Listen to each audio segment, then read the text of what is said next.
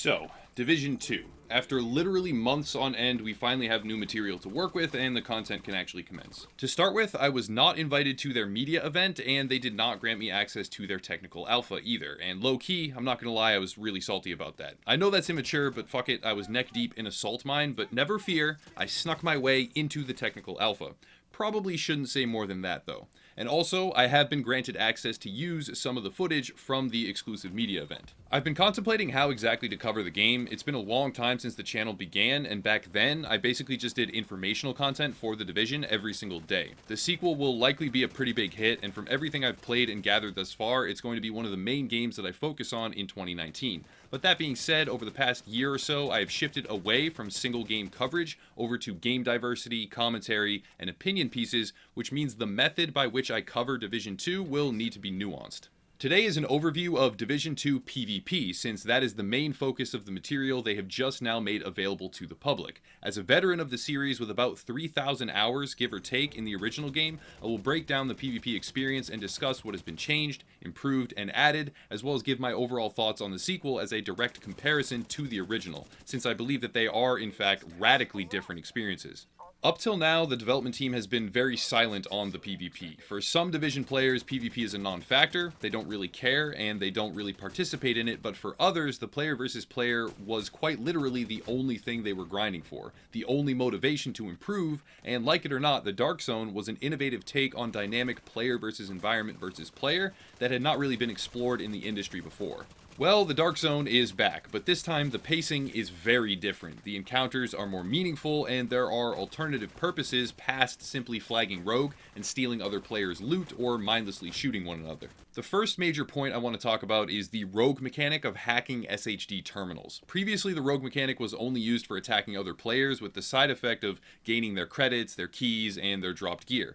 Now, groups or players can flag rogue and farm the terminals, accruing a timer and a bounty level with each consecutive one, but also being rewarded with credits for their efforts. This is a simple addition, but has a definite positive effect. Of course, players can still attack one another, and the primary purpose of going rogue will be to cut extraction ropes or pillage gear and fight other agents, but the added layer of being able to use the rogue mechanic in order to farm for oneself, regardless of player density, is a really good change. The rogue system functions in a similar way to the original game. The Rogue 2.0 mechanic, which requires a manual action in order to flag your character, is back, and this was a change implemented in the original game to mixed reception, but it diffuses friendly fire and aims at decreasing the amount of griefing. In my eyes, it's a mediocre system at best, but it doesn't really hurt the experience all that much, so it's whatever. Also, the action process itself is fairly quick, so you aren't stuck in place for long periods of time at the very least. It's been known since the E3 gameplay reveal that the armor rework would be a massive change to the game, but in PvP it becomes that much more obvious. With armor now functioning as its own independent health bar and percentage mitigation bonuses seemingly removed from the game entirely, there can be a 1-to-1 damage ratio to what is shown on your character sheet and what is effective in combat. Gone are the days of complex calculations and nebulous conversions just to understand what damage you would even deal to an enemy player. Not to mention the dozens of different bonuses fluctuating all the time, which further complicates the tactical decision making in PvP.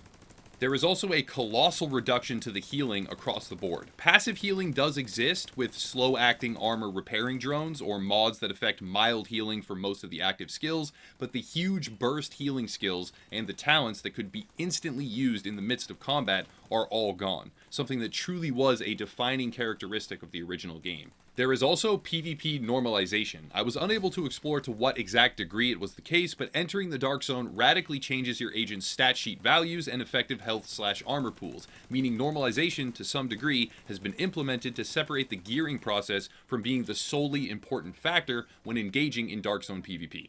For some, this may likely be a positive, but to me, being a hardcore player, a fan of grinding, and a sucker for rare loot and tinkering with builds, it's not all that exciting.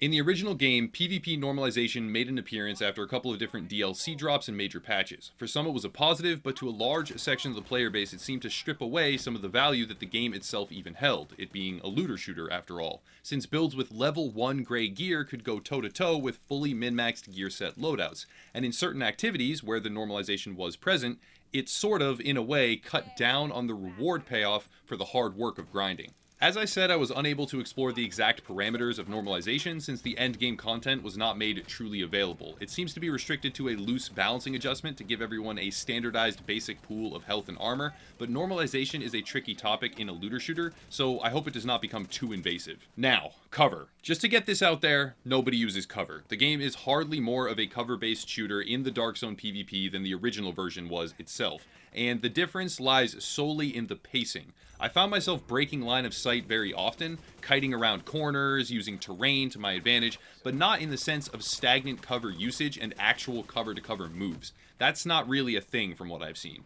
Because of the distinct healing changes, fights are often resolved within about 15 to 30 seconds, rather than being a 2 to 3 minute or longer slogfest until players run out of medkits, like the original version, which was just absurd. So that's a net positive to me, but it will be a contradictory experience to what many are used to, and also has the added side effect of rewarding camping, at least for certain tactical positions and landmarks. Now, on the topic of camping, checkpoints actually have one-shot kill shock turrets directly next to them now. This one kinda made me laugh. Myself and a few friends always joked about it in the original game, like, haha, lol, they'll probably put in one-shot kill turrets and expect that to stop the checkpoint griefers and campers.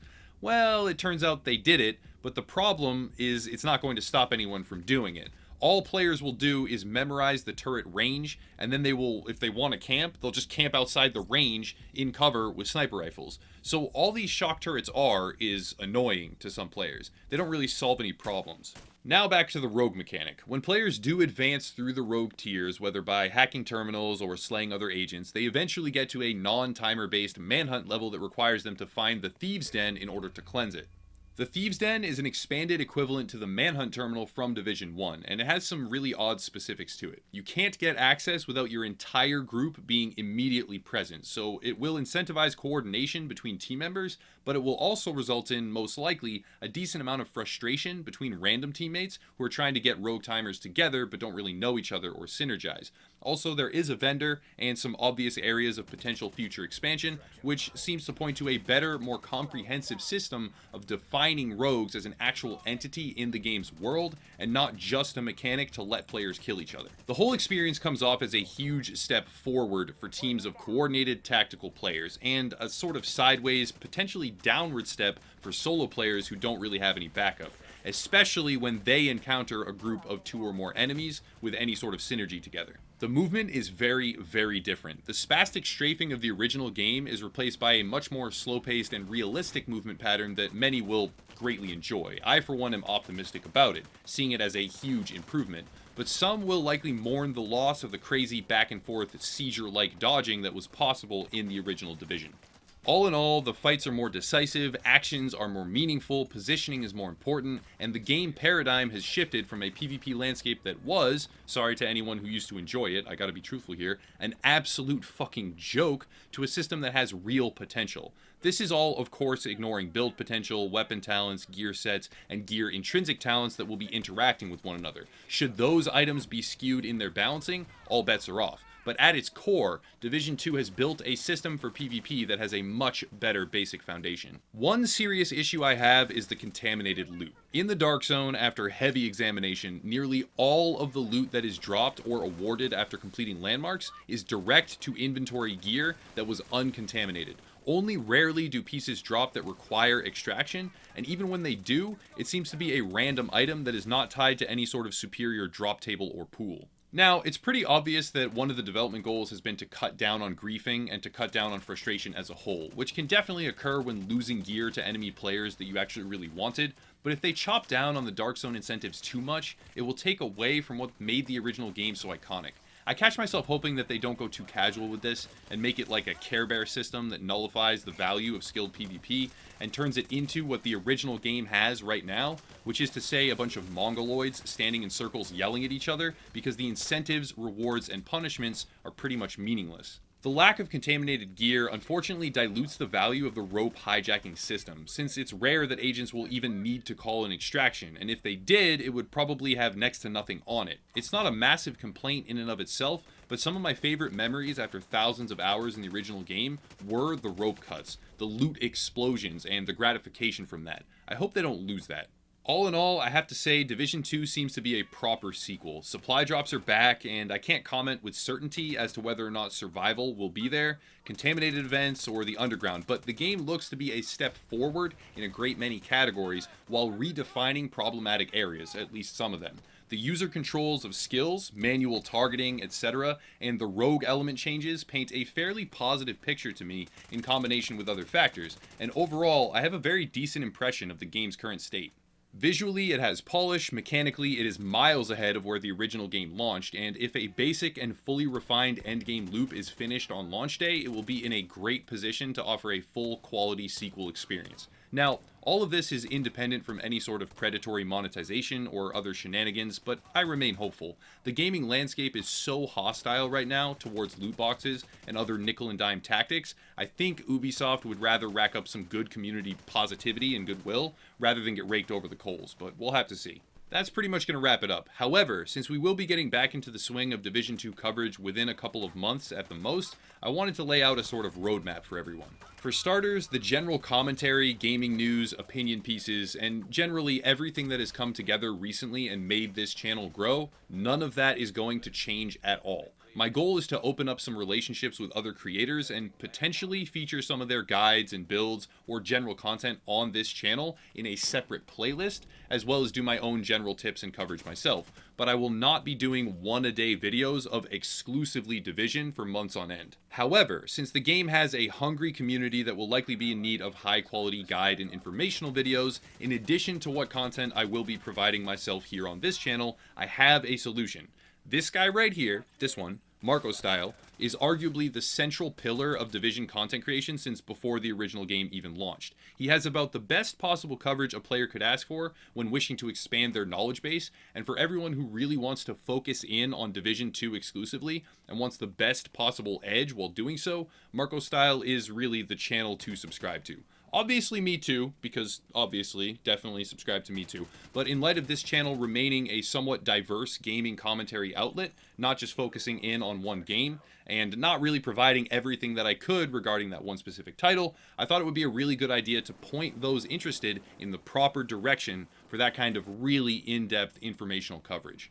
There's a link to his channel down below in the description, as well as a bunch more things to get involved with Upper Echelon, ranging from a Facebook group to our Discord server and gaming forums. And also with Division 2, we will be launching more events and really expanding our community presence, so if you have any interest at all, now is the time to join up with us. As always, thank you for watching. I'll stop rambling and cut it there. Have a nice night, everyone.